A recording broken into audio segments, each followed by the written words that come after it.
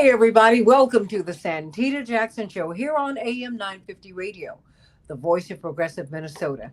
It's a joy to be with you today. It's kind of a tough day because we are commemorating the 57th anniversary of the murder, of the assassination of Reverend Dr. Martin Luther King. 57 years, it's almost been 60 years, and yet he resonates through the ages. He's more relevant today than he was nearly 60 years ago. He's beloved today as opposed to how hated he was, how loathed he was 60 years ago.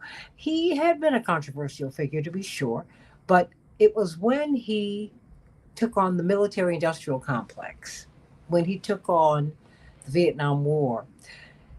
He spoke at the Riverside Church, the iconic church in New York City, April 4th, 1967, a year to the day before he was assassinated, literally a year to the day to the minute before he was assassinated. And when he finished his sermon, A Time to Speak, Reverend Dr. Wyatt Walker walked up to him and said, "Martin, you know you've just signed your death warrant." He said, "I know."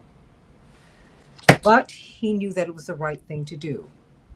And which brings us to Daniel Ellsberg. This is someone who was of sterling pedigree, economist, Harvard, Marine, Rand Corporation. You just didn't get any more highly regarded by the establishment than Daniel Ellsberg, but he came across some information that bothered him. And what was revealed to him was that the Vietnam War was predicated on a lie. So we had so many people who were being killed there and so many people who were being killed who were Americans.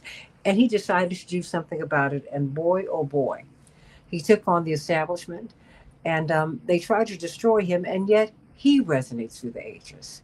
He won, but he did pay a price. But you always do when you do the right thing. And we thank God for the life and legacy of Daniel Ellsberg, whose birthday will be on Monday. So as we commemorate Dr. King, we celebrate the life of Daniel Ellsberg, and we celebrate the life of Reverend Dr. Martin Luther King, two great men who gave their lives for peace. And let's talk about that today, war and peace, and where we are today. And I'm so honored to have a gentleman who has been in my line of vision for many, many years. And I feel like we're having a full circle moment. He is the publisher of Orbis Books. And indeed, one of my father's books is on his imprint, Keeping Hope Alive. It's a collection of his speeches. And he's one of the few people in the world who's been able to nail my father down to get his speeches out in the world. And ironically enough, this is Robert Ellsberg, the son of Daniel Ellsberg, who through publishing and through telling these stories, you pull together faith and politics and activism through your imprint. And we thank God for you and all of the work that you are doing. And your father put you to work, did he not? When you were a teenager. Yeah, Please do tell. Well, my father had been in Vietnam for 2 years, as you mentioned. He had worked in the Defense Department, the Rand Corporation, a real insider. But his experience there had really transformed his view of the war. And by the time he came back and worked on this top secret study of the war that later became known as the Pentagon Papers, he came to believe that the war was not just a mistake, but a crime that had to be resisted. He didn't know how to do that. But then in 1969, he went to a conference of war resistors, the War Resistors International, and he met young men there who were on their way to prison for resisting the draft. And they introduced him to the writings of Dr. King and Gandhi and Thoreau and people like that. And it raised the question in his mind of what he could do to end the war, help to end the war, if he were willing to go to prison. Now, a lot of insiders, as you know, people with top secret clearances and that sort of thing, they're very concerned, even if they're opposed to policy, to maintain their kind of options, their credibility, even if they're not serving in this particular administration, they want to come back. So my father was not just risking his career, but he was prepared to go to prison. And one day he took me out to lunch and he described what he was going to do. And he said that he considered this an act of civil disobedience, and he'd been talking to me a lot about that. He didn't know whether it would make a difference, but he thought it was worth doing. And a lot of people in those days were asking that kind of question. What could they do? They're willing to take risks. Uh, and so he said, would you help me? I'm going to be copying these top secret documents. I was 13 years old at the time. And I don't think he actually needed my help, but Mhm. he did believe he was probably going to go to prison. And he felt that his legacy would really be to kind of pass along this example Mhm. of the idea that there are circumstances in which you might have to take serious risks for the sake of the world or for peace. And so, yes, he put me to work a couple of times. It was more symbolic than anything else, but Xeroxing 7,000 top secret documents. They actually came out 2 years later because no one in Mhm. Congress would accept them. And so he finally gave them to the New York Times and the Washington Post and other press. And he was arrested. And when he was being arraigned, a reporter asked him, "Are you worried about going to jail?" And he said, "Wouldn't you go to jail to help end this war?" Yeah. So he was charged with, uh, uh, I think, 13 felony counts under the Espionage Act, facing 115 years in prison. Uh, but then there's another interesting story about how that all collapsed because of the revelations of the misdeeds and illegal actions of the Nixon administration with the plumbers to try to destroy him. And Yeah, that in itself also then played a role in helping to end the war in a way that he couldn't have imagined. we're talking with Robert Ellsberg, the son of Daniel Ellsberg. Yes, that Daniel Ellsberg. Is there any other? The whistleblower who gave us the Pentagon Papers. Quite frankly, it turned the tide of the war. It changed everything. And I just remember your father as this dissident. He was so far out of the establishment. I remember him and your family coming to our Saturday morning forum at Operation Push Mhm. to make his case to the people. We were actually honoring him because of what he had done. And before I bring up Ariel Gold, because and the thing is, it's Dr. King. I know my parents and your father brought chi- their children into this. Mhm. Um, why did he do that?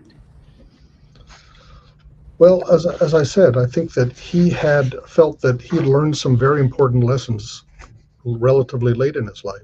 Hmm. He had always kind of thought that the highest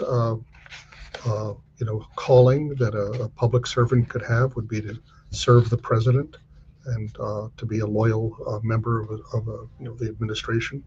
And he really came to recognize that there are higher loyalties. There's loyalty to the Constitution, for one thing. There's a loyalty that we owe to our fellow human beings, Mm-hmm. uh, and it matters if people are being murdered, even if it's far away. And I think he wanted to not only show me that you have to take a stand sometimes, you might have to take a risk, but he wanted to show me that that was okay, that there was a community, there was a tradition of people who did this, and you were not just leaving the herd, but you were joining a new tribe of Mm-hmm. people who care about the others. And my father remained faithful to that for the rest of his life. And he was willing to do that. I mean, because and he understood the establishment better than just about anyone, that you were willing to sacrifice your life. Mhm. Because indeed, my father, Reverend Bevel, the whole staff Mhm. believed that it was ultimately the Vietnam War that angered the establishment so much. And Dr. King's positioning as probably the most powerful anti war voice that had him killed.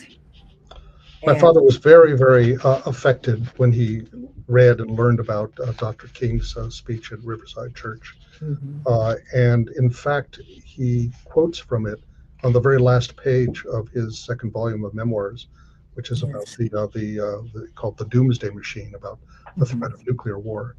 And he says, quotes Dr. King saying, "There's such a thing as being too late," and Yes. talks about the fierce urgency of now, and how it'll be too late to do anything once the bombs start falling, the nuclear bombs. If we're going to do anything about it, we have to do it now. And ironically, that is where we are. As I bring up Ariel Gold from the Fellowship of Reconciliation, Ariel's at the United Nations today, but she was so excited when I told her that you were on here. She said, I only have a minute, but want to say something to you. Ariel Gold, we have a little bit of noise in the background, but I'm just, Oh, it's all right.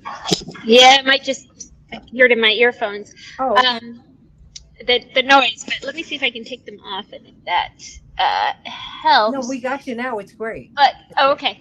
I was just really resonating with what you were saying about sometimes it's too late, Mhm. and the you know dedication of your father to name that, and we are bumping up against that. Actually, we have been for a very long time, and I think I think of your dad's legacy. There's so much, but of like we have to act now and be willing to sacrifice, Mhm. whether that's our comfort or degrees of privilege or whatever that is in this fierce urgency of now. Well, it's ironic. Daniel Ellsberg's birthday is on Monday, April 7th. We've got Reverend Dr. Martin Luther King's assassination date on the 4th. They are, I guess, to me, forever, forever conjoined, in this fight for peace. What do you see now, Robert Ellsberg? I mean, because it feels like we are closer than ever to something catastrophic. I couldn't agree more.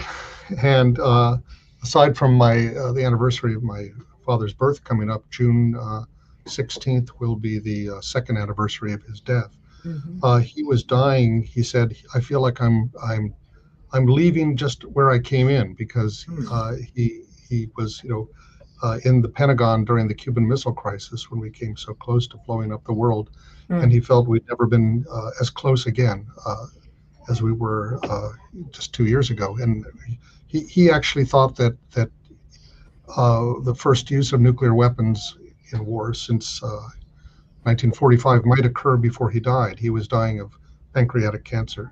Mhm. Uh, and I think on one level, he felt that, disappointed that he had felt he had not really achieved more in terms of helping to spare the world from that risk.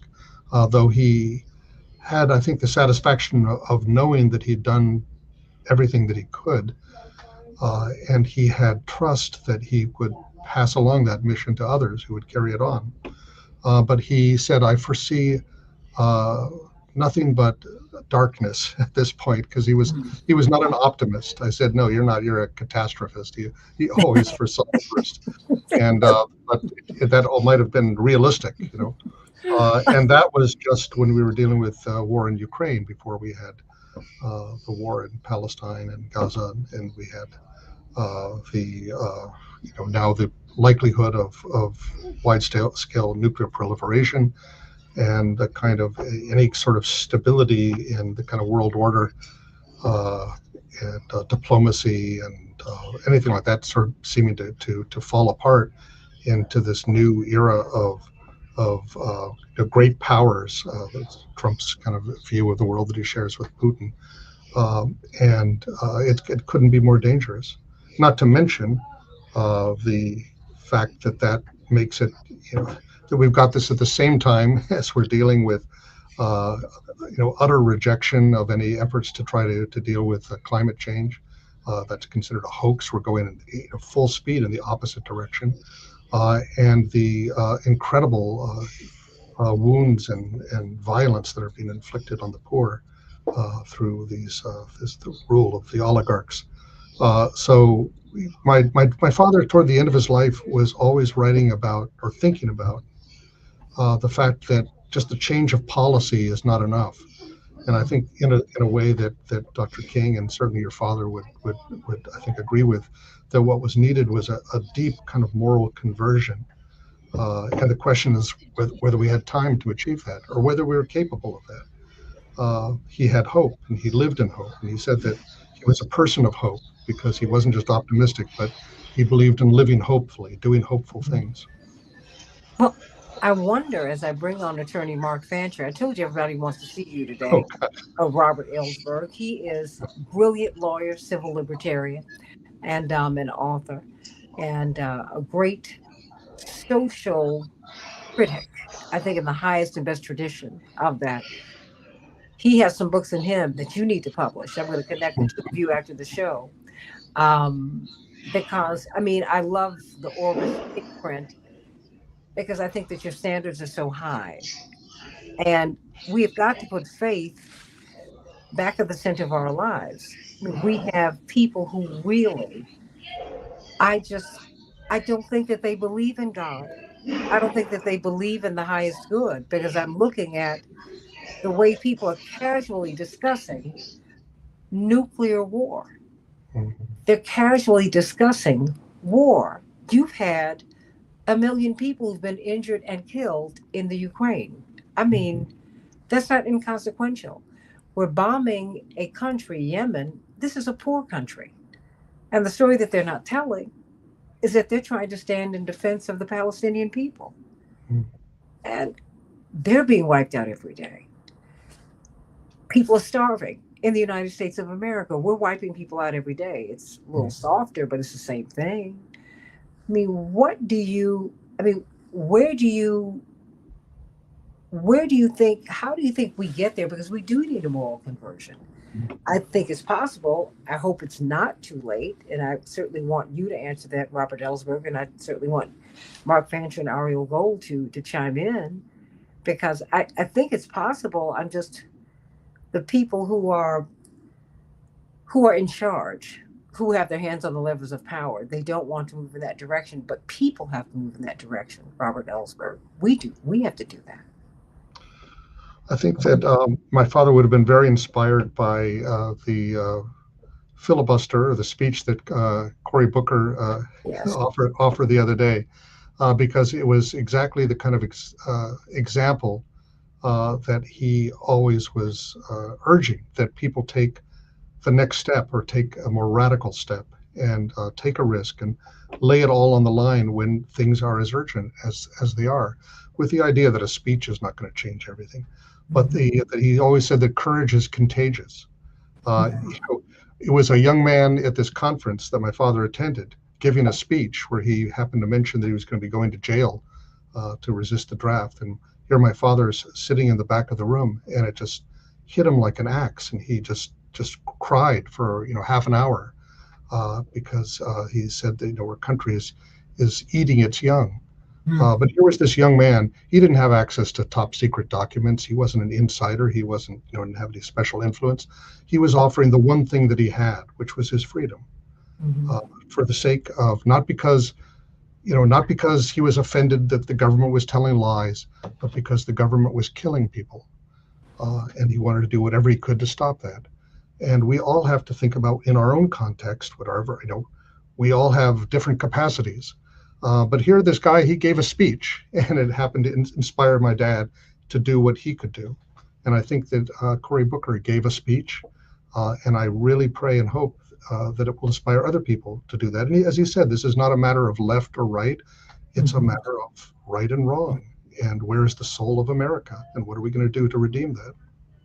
Well, Mark Yeah. Fancher, would you care to respond? Oh, no, Ariel, would you care to respond? Yeah, well, I just so the reason I'm at the UN today is there's a screening of the film No Other Land, which is yet to find a distributor despite winning an Oscar, and it so much looks at that the Israeli Jewish director whose co-stars in it, he spends this time in the West Bank and deals with like we talk about that. I was saying that discomfort, right? These questions of like, what is it for him as a person of privilege who can drive in and out and then move freely? And how does that feel to the whole village and community as well, and a navigating of that. And similarly, I've been working with a number of young Israeli conscientious objectors who have determined that exact thing, right? That what do I have to give? I have my freedom to give, to hope for that moral transformation that we so desperately need. Mark Fancher? I think, unfortunately, um, as a species, we have come to believe that uh, there are incredibly difficult and complex problems that are so difficult and complex that sometimes it's not even worth trying to fight to resolve them. And the irony is that the most complex problems are usually quite simple. They're quite easy to resolve. I mentioned the other day that Kwame Ture used to say that as to the issue of poverty, that if you want to solve it, you find out what problem poor people have, and their big problem is that they don't have any money. You just give them money. When we talk about immigration and how complex and difficult it is, it's not really that difficult. All that you have to do is eliminate all borders throughout the world and let people move about and live wherever they want to live. And when we're talking about war, it's the same thing. People tend to want to go to war, prosecute wars, when they uh, are lacking in any type of spiritual orientation. When they have come to conclude that this is all there is, that the only thing that they can look forward to or hope for is a life at this time on this planet, and that their objective is to make the best of it by dominating as much of the planet as they can, and extracting from it as much as they can. And because most people are not going to just surrender and give up everything that they have or the territory that they occupy, then it has to be taken by force.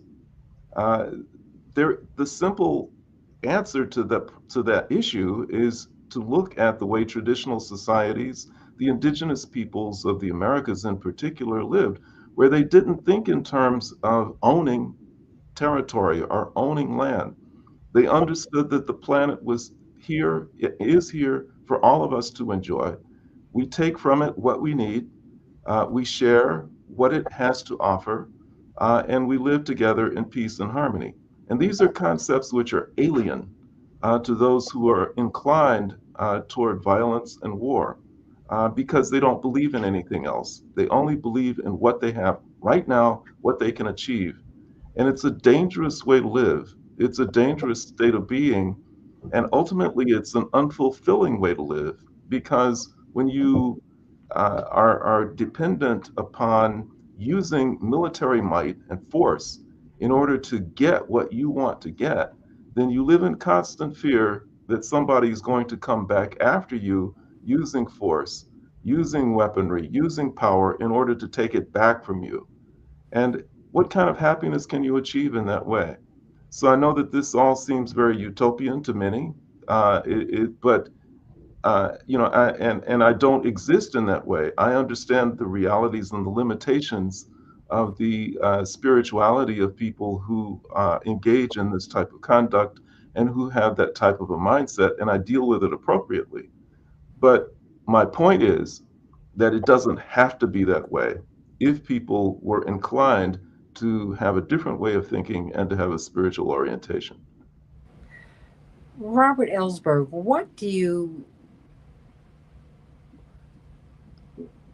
what should people be doing now? I mean, just because I saw your father, even as he was really making his way home, if you will. Mhm. I saw him mightily working to share final words with us. He wanted us to keep fighting. I got that sense because I don't think he'd given up on people. Um, but I can only imagine how hard it was to see just where we are right now. Well, another one of the lessons that my father always wanted to share was that you you just can't know what the consequences or the impact or the power of your actions might be, uh, and you have no guarantee that they're going to be successful or successful in your lifetime. But you talked before about how the Pentagon Papers changed everything. Well, it's not really true. It for those who were against the war, it confirmed what they always sort of felt. Uh, but by that time, everybody believed that Nixon was getting out of the war. And so the Pentagon Papers came out in 1971. 1972, Nixon was elected in a landslide victory. Now, the seeds of his undoing were already had already been planted in Watergate. But Watergate was an outgrowth of the effort by the White House to get to destroy my father. The plumbers were originally organized in 1971 to try to destroy him. And when I say that, I don't mean just his reputation. They brought a band of thugs to beat him up. The Watergate prosecutor said the order was to incapacitate him totally on the Capitol steps. Again, that they were about as successful as that as they were at bugging the Watergate Hotel. But they burglarized his psychiatrist office. They tried to bribe his judge. All of that, when those people were then arrested in the Watergate Hotel, then which gave it made it necessary for the White House, for Nixon, to pay them off and obstruct justice, to prevent them from talking about the crimes which he had ordered against my father. And that was really the what brought him down when that came out. So in a way, and then he has to resign, and that really leads directly to the end of the Vietnam War. That's in that sense, the release of the Pentagon Papers had an impact just massively larger than my father could have hoped for, but in a kind of way that he couldn't possibly have seen. And so it's another example of how you everything that anyone did during that time was not wasted. Uh, every march, every petition, every letter, etc., that people did made it more difficult for Nixon to carry out his nuclear threats against North Vietnam, and helped buy us time and lead to the end of the war. So I guess what should people do? I think that they have to believe in their own power, and the powers that be try so hard to make people feel powerless, to make them feel nothing you can do. This doesn't matter. It's all just we're not paying attention. But we don't know that that's true. And it's the possibility that we may be successful in ways we don't foresee is given the stakes involved are so great that it's a good way to use your life. I mean, Mark, do you think that we have learned anything? I mean, what do you see? No, I think that we have, and I couldn't agree more with what Brother Ellsberg says about the smallest of gestures having a ripple effect.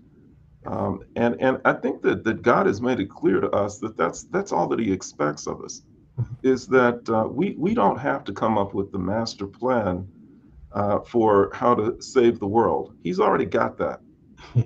He just says, I'm telling you what I expect from you in terms of your individual behavior. What I expect you to do. I expect you, first of all, love me and honor me and all of that. That's the main thing. But beyond that, just love one another. That's all I want from you. And I think that if a person engineers his or her life in that way and is oriented each day to just doing things that they think will be helpful and useful to humanity, then it's an amazing impact that ultimately will have. I think that God's just waiting for us to play our role, for us to do that. And if enough people do that, then everything falls into place exactly as needed. But I think beyond that, I do think that as a species, we continue to evolve in a positive direction. I think sometimes it seems so hopeless when we look at a snapshot of where we are and we see wars raging here and hatred there and all of that kind of thing. But what counts is not so much what's happening right now. What counts is what we collectively regard as our standards of decency. Mm.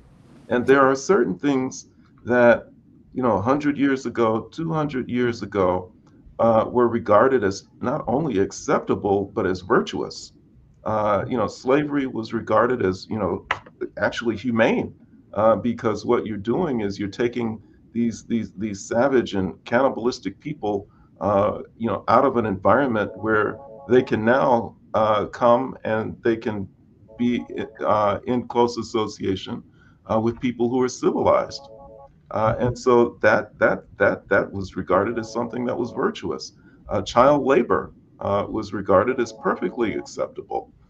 It was perfectly acceptable once upon a time for women to be excluded totally from the political system.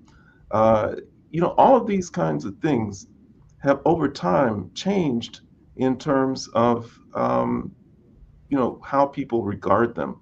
And so now those things are not, they're condemned, even though they still happen, even though they're still realities in this world. Nobody's proud of them.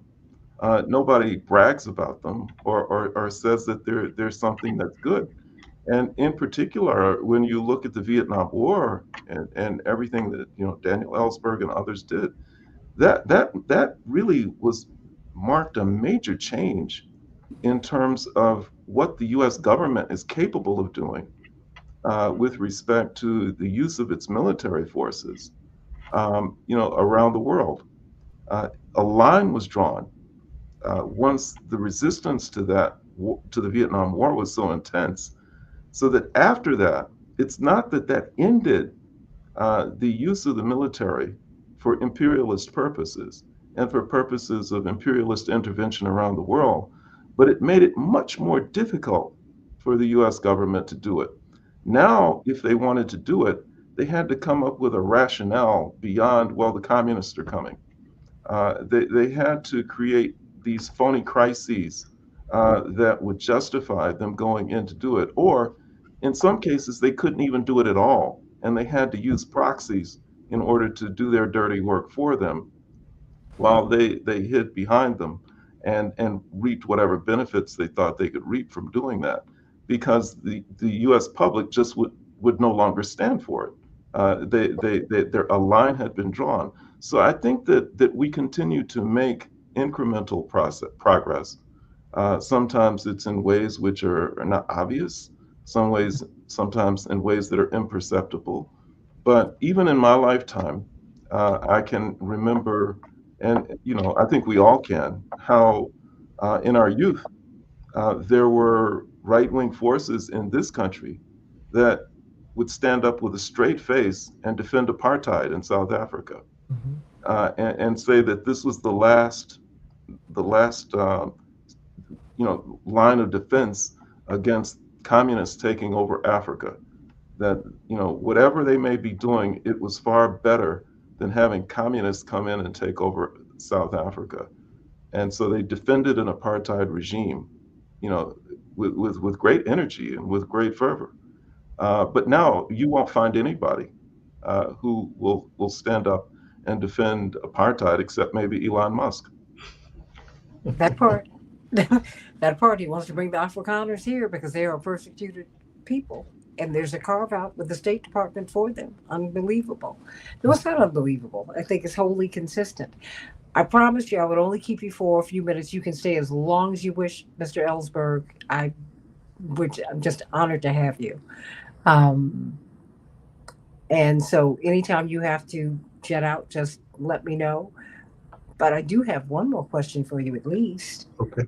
These people like your father, like Dr. King, I, so many people who I have known and grown up with, um, in their own times, they are misunderstood. And in their own times, they are vilified. What was that like for you? Because he was a whistleblower, and whistleblowers are vilified today.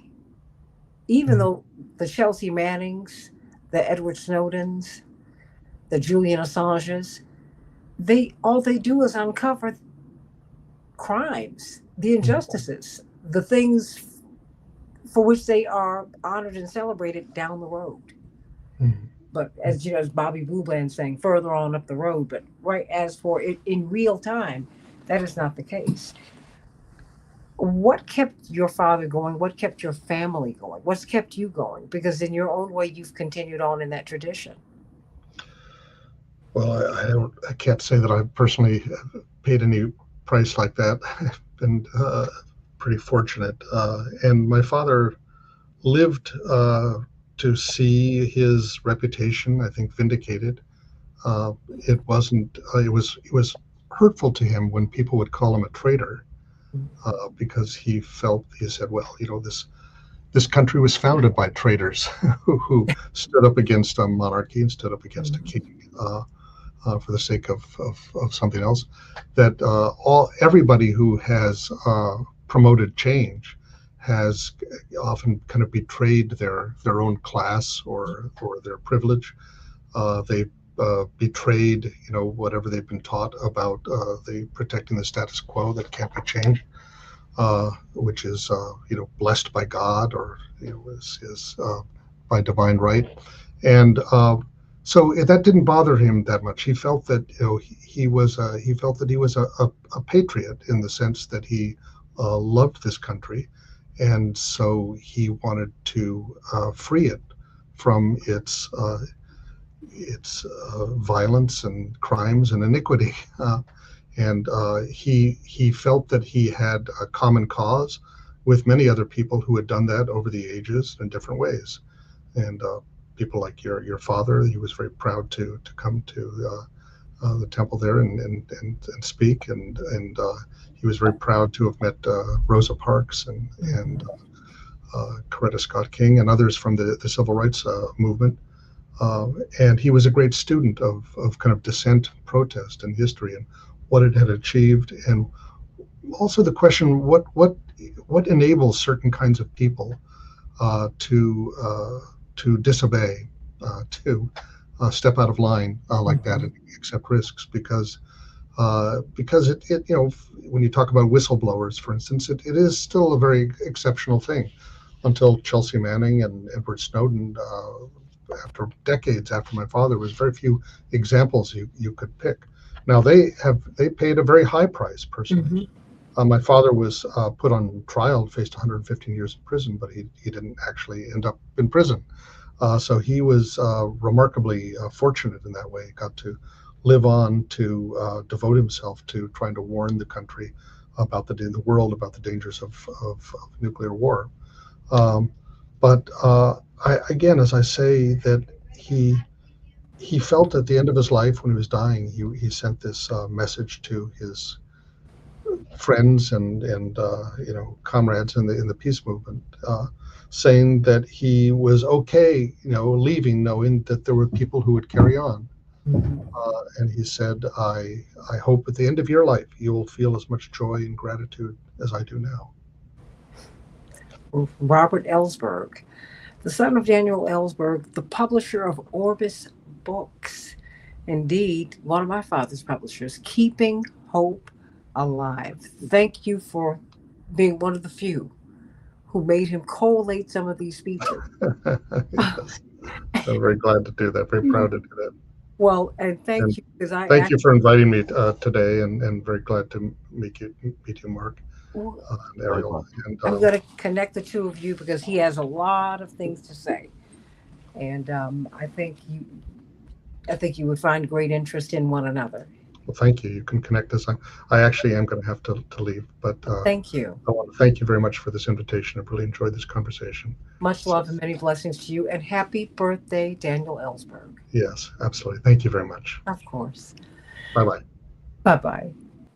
Mark Fancher, what are we to make of Dr. King and his legacy? We are coming up as when this show will be aired on it's the 57th anniversary of his assassination. I cannot say enough.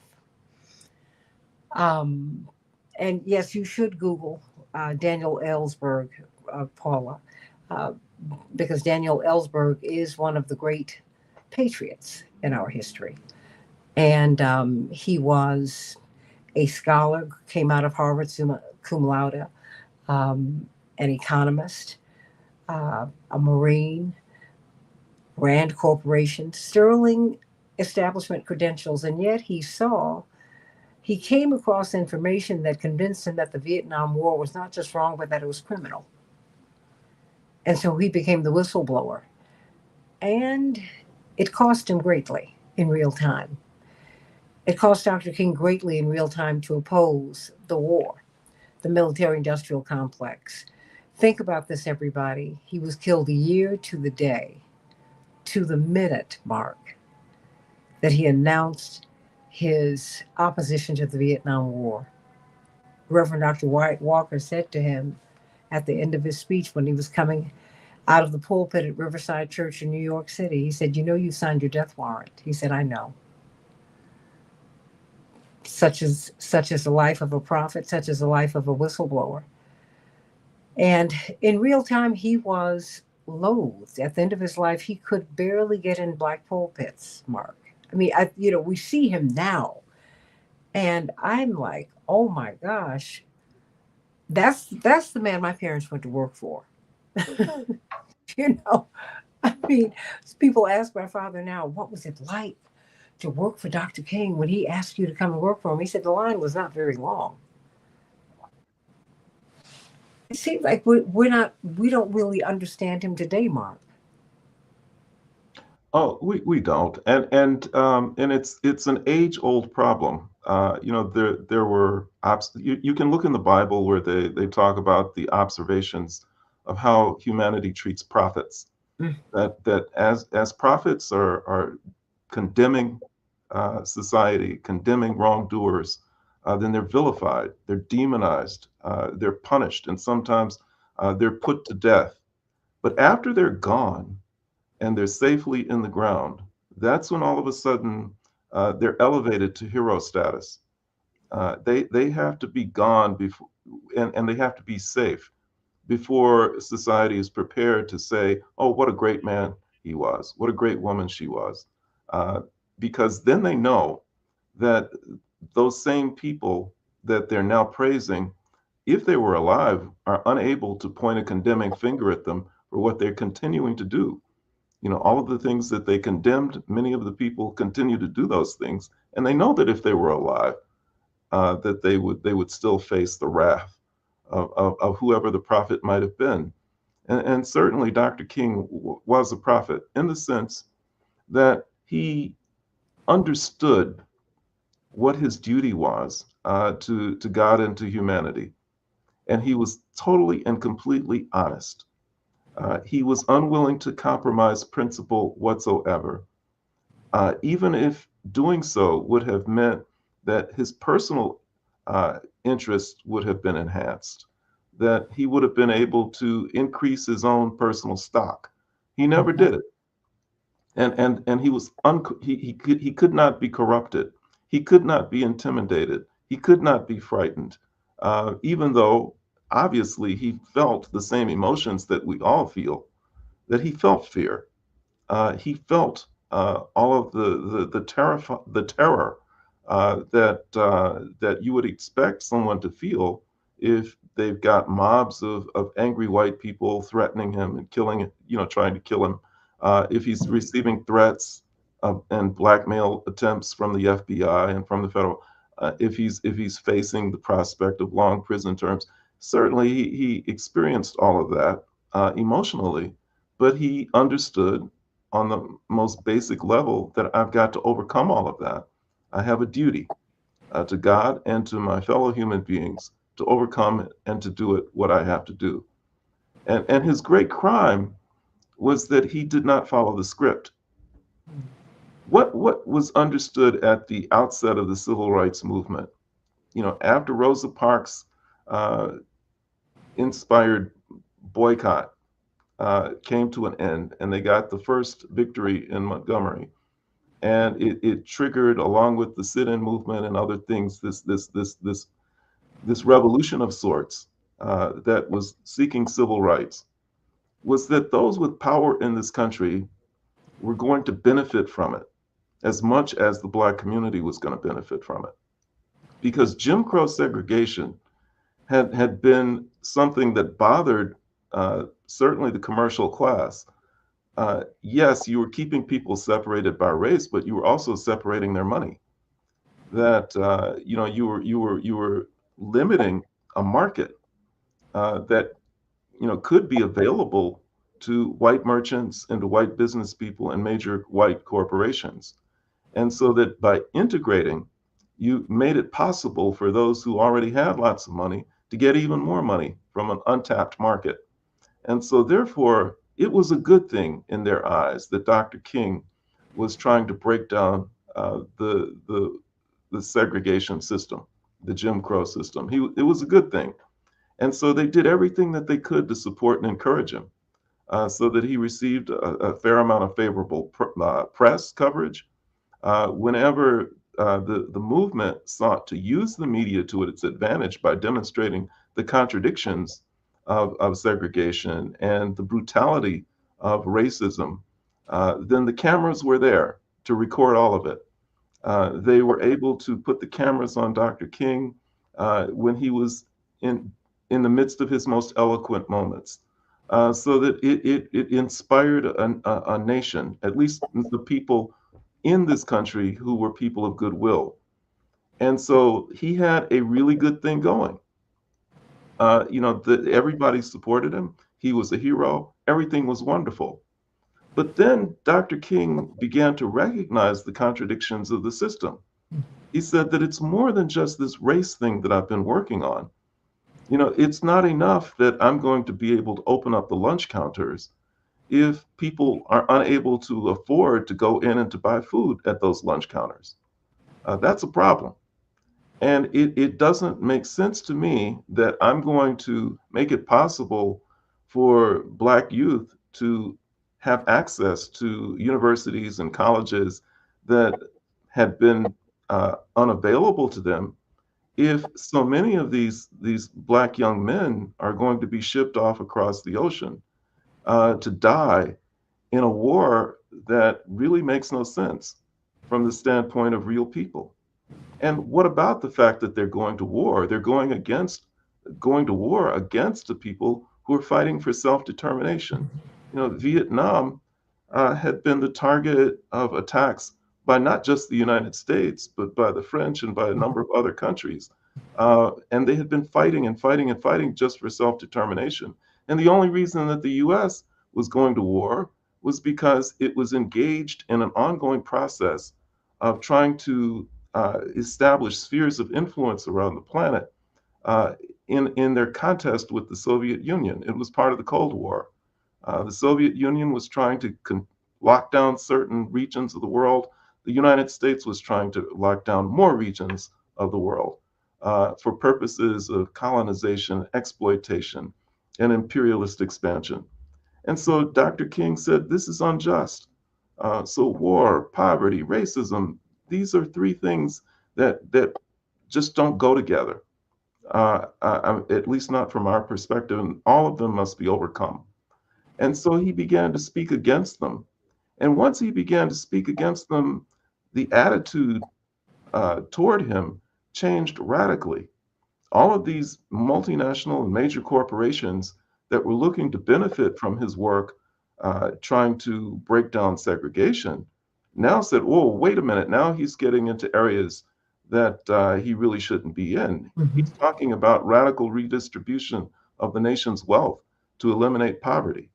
Well, then that's cutting into our profit margin. We can't have that. He's talking about ending wars.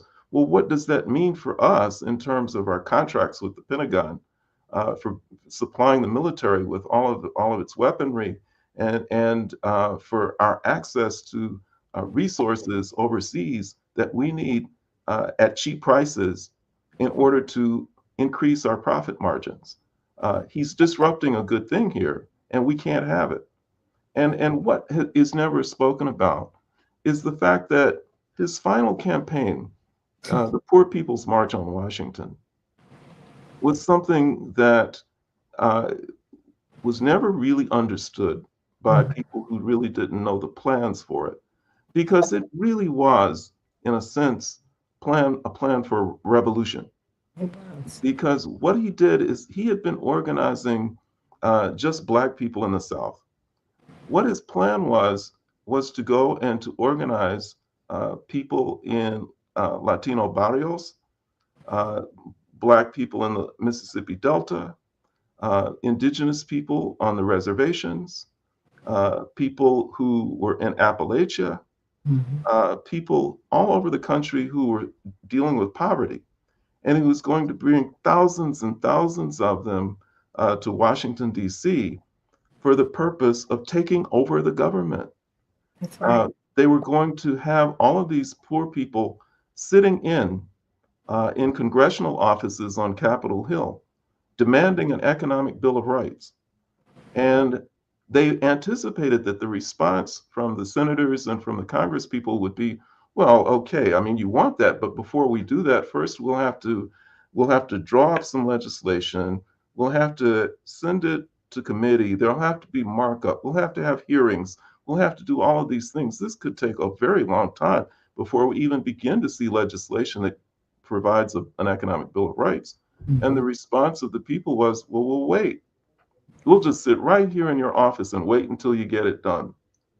They put large numbers of people in the hospitals in the District of Columbia Mhm. and said that they'll wait to get medical care And until they set up an encampment on the mall, right? on the mall. Resurrection City, because Reverend was the mayor. Resurrection City. Yeah. And there were even plans to bring anti-war activists Yes. to go and to occupy the Pentagon. So this was a very real threat, and he never was able to see it through because they put a bullet in his head before he could pull it off. But we have to understand that that's the kind of threat that he posed, and this is probably one of the most significant parts is that many of the black people around him who had been his most ardent supporters turned on him because they said, you're getting out of your lane. We That's got a right. good thing going here with this civil rights thing. And now you're talking about war and you're talking about poverty and capitalism and all of these things that you have no business talking about. And therefore you're discredited. The Black Power movement, they still considered him to be not militant enough. Mhm. So I've heard, and I didn't know him, but I've heard that he felt that he went to his death without a friend in the world. He was very depressed because he did feel, well, he felt abandoned. And essentially, he had been. He couldn't get in a pulpit. And those preachers who lent their pulpits to him, our own pastor, the mayor shut every door on him. He had the fastest growing black church, one of them in the United States, and they would not let him build his church. So what Reverend Clay Evans did was just hold three services on Sunday and a 9 p.m. broadcast because he was just that popular. But he became that unpopular. Everyone who touched him felt that. Um, but and yet we see that he was right, Mark. I have a couple minutes left here. He was right, and he's more relevant today than he's ever been. Your closing thought. Yeah, I just want to say this, that for all of the people who say that they love Dr. King, that they just love Dr. King, he was the greatest leader we ever had. You don't love Dr. King if you're not trying to finish his mission. And his mission will take you into places that most of you don't want to go. His mission will directs that you go and you try and stop that war in Gaza. Yeah. His mission says that you destroy capitalism because he didn't say it outright, but the man was a socialist. His mission says that you will love God passionately to the point that you won't compromise principle, that when Democratic Party politics says that you have to compromise, that you have to do things that are contrary to what God's principles say, if you love Dr. King, you'll say, I will not compromise for the sake of the Democratic Party or anybody else. I'm going to do what's right. It's hard. And you'll have to do this with the possibility that you will lose your liberty, that you will lose your life. That's what somebody who really loves Dr. King will do. And I think we all need to engage in some introspection about just how much do we love Dr. King, and how much are we willing to do in order to really show it. Mark Fancher, Santita Jackson, long live Reverend Dr. Martin Luther King. Get out there and do something that he would be doing, something that he would want you to do today. It's been my primary problem with the reduction of his birthday. First of all, Hosea Williams said he wouldn't have wanted a birthday celebration. He worked on his birthday. So now you all, let's do the work. End the wars. End poverty. Everybody should have a floor beneath which the society should create a floor beneath which no human being should fall.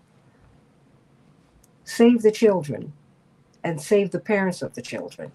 Save everybody. Let's save our world. And show God that you love God with all of your heart and all of your soul and all of your might. Do that. Do that today. God bless you, Reverend Dr. Martin Luther King. Love you, Mark Fancher. Love you, Morning Stars.